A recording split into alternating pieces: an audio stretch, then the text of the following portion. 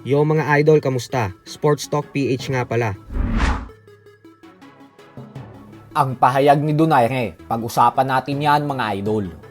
Ngunit bago ang lahat ay huwag kakalimutang mag-subscribe at i-click ang notification bell button for more sports talk. So sa kasalukuyang edad nga po ngayon na 42 years old ng Pinoy boxing legend, former 4 Division World Champion Nonito Donaire Jr. ay hindi natin maitatanggi na halos nasa katapusan na siya ng kanyang legendary professional boxing career. Subalit sa kabila nga po nang nanggagaling siya sa dalawang magkakasunod na talo at halos 2 taon na magmula ng huling beses siyang sumampa sa ibabaw ng lona, ay hindi pa din nga po nawawala ang kumpiyansa niya sa kanyang sarili. Ito po ay matapos niyang sabihin sa kanyang latest interview na gusto niya daw ulit makasagupa ang current undisputed super bantamweight world champion Japanese monster na Naoya Inoue sa ikatatlong pagkakataon. Naniniwala po kasi si Donaire sa kanyang sarili na kaya niya talagang talunin ang binansagang halimaw ng Japan. Pero paliwanag nga po ni Donaire na kailangan niya daw muna malagay sa posisyon upang maging karapat-dapat na kalaban ni Inoue. At ang naiisip niyang paraan para mangyari ito ay gusto niya daw munang labanan ng isa pang Japanese top pound for pound fighter and current undefeated WBC bantamweight world champion Junto Nakatani. Kokolektahin niya daw muna ang lahat ng titulo sa 118 pound bantamweight division hanggang sa maging undisputed world champion siya. At pag nagawa niya ito, ay dito niya na daw haharapin si Inoue.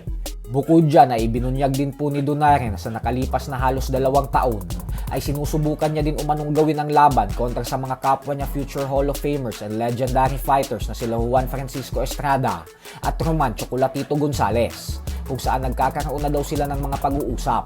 Subalit sa kasamaang palad umano ay pag fina-finalize na ang laban nila ay bigla umanong hindi pumapayag si Estrada at Chocolatito. Pero ganun pa man nga po ay isa lang ang maliwanag dito, at yun ay base sa mga plano at gustong gawin ni Donaire ay malabo pa po talaga itong magretiro sa pagboboxing sa lalong madaling panahon.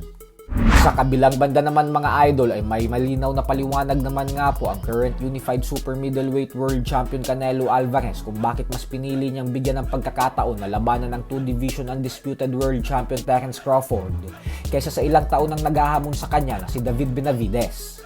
Paliwanag ni Canelo na ang dahilan umano kung bakit hindi niya nilalabanan si Benavidez ay dahil wala pa naman daw itong napapatunayan sa mundo ng boxing kumpara kay Crawford na naging undisputed champion na at naging top pound for pound king pa. Kaya naman dahil dyan ay hindi pa daw talaga karapat dapat bigyan ng pagkakataon si Benavidez na makalaban siya.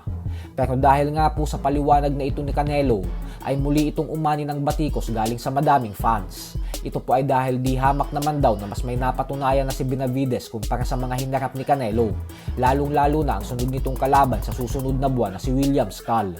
Kaya kumbinsido po talaga ang karamihan na umiiwas at natatakot lang talaga si Canelo kay David Benavidez. So hanggang dito na lang po muna tayo mga idol.